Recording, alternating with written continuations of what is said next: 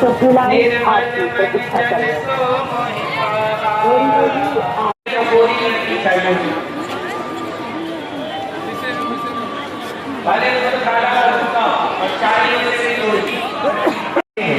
अच्छी बताओ आपकी सुंदरता क्यों ऐसा हो रहा है कि आदमी कुछ और रहा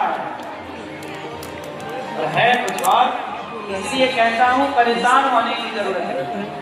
अंग्रेज लोग गोरे इसलिए होते हैं क्योंकि विदेशों में जो अमेरिका है, जो इंग्लैंड है, जो बातें हैं कि कैसी दिखती थी, लेकिन उनका स्वभाव, उनका देश के प्रति समर्पण कैसा था। तो ऐसा रूप रंग किस काम का जो आपकी बाजार में बोल दिया जा रहा है।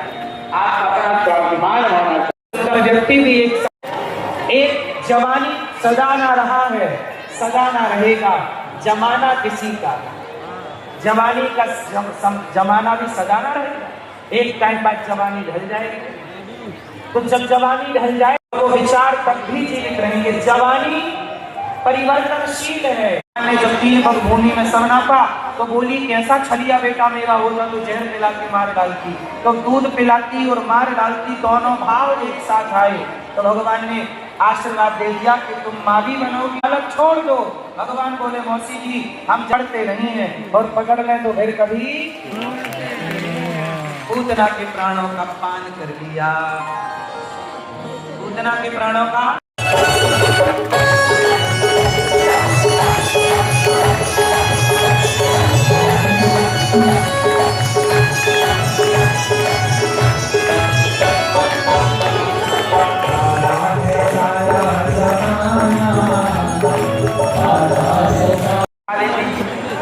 और अब बता रही है कि मेरी शक्ति चोरनी के सरदार नहीं है ना भाई।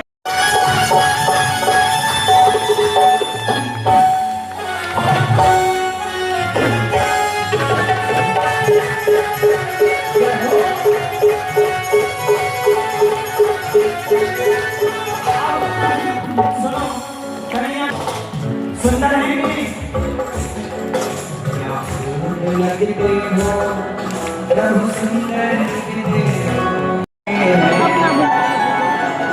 केवल भगवान को करना। दो गांव घर में संत आए, हम चुका देंगे। आप लोगों ने मना, तुम क्या चुकाओगी, तुम्हारे पास तो कुछ नहीं। सबने मना कर दिया। एक सेठ जी के पास गई धरा माता, कहा कि सुनो संत आए हैं, बहुत भूख लगी है उनको, द्वार से संत चले जाएंगे, बड़ा पाप लग जाएगा, भैया कुछ मदद कर दो। उन्होंने कहा कि कुछ गिरवी रखो। माता धरा बोली गिरवी के लिए होता तो हम बेच ना देती, कुछ है नहीं, आप तो हमें कुछ उधार दे दो, 15 दिन में हम ब्याज सहित चुकाएंगे। उस सेठ ने कहा कि नहीं, कैसे दे दें सुंदरता, कैसे ट्रांसफर होगी सुंदरता। उसने कहा नहीं नहीं ऐसे नहीं, तुम अपने स्तन हमें दे दो तो हम तुम्हें पैसे दे देंगे। अब माता ने देखा, संतों ने देखा माता इतना रक्त कैसा। माता ने कहा पहले भोजन करो फिर बताऊंगी कि ये रक्त कैसा, आप तो खाओ। संत बोले नहीं, आप कष्ट में हो और हम भोजन करें, पहले बताओ ये रक्त कैसा, खून कैसे बह रहा है। माता धरा ने कहा कि आप संत हमारे द्वार पर आए, हमारे अन्न का दाना नहीं था घर पर, किसी से मांगने गई तो सबने मना कर दिया, पर एक भला आदमी मिला, बोला कि अपने स्तन दे दो तो हम दे देंगे। तो हमें लगा कि चमड़ा ही तो मांग रहा है, तो दे दिया हमने, काट करके उसको चमड़ा स्तन काट के दे दिया। वो भी खुश हो गया और हम पैसा लेके अब आपके लिए आई हैं।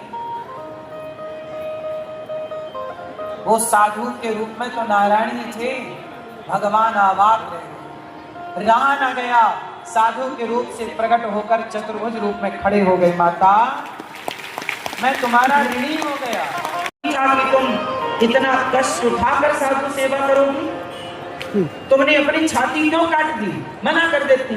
नहीं महाराज, मेरे द्वार से साधु चला जाए मैं नहीं चाहती। हे प्रभु अब आप ही बताइए कि यदि मैंने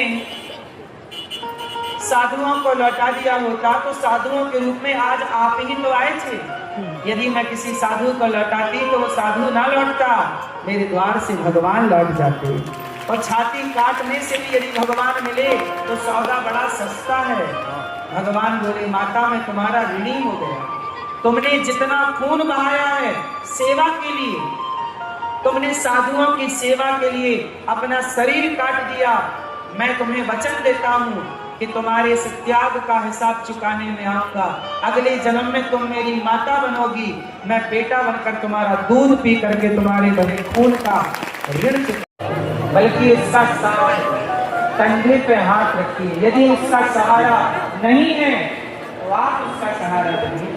जब आप किसी का सहारा बनते हैं तो विधाता आपका सहारा बनते हैं।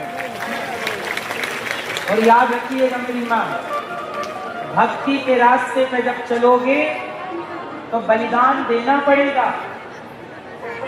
माता धरा ने बलिदान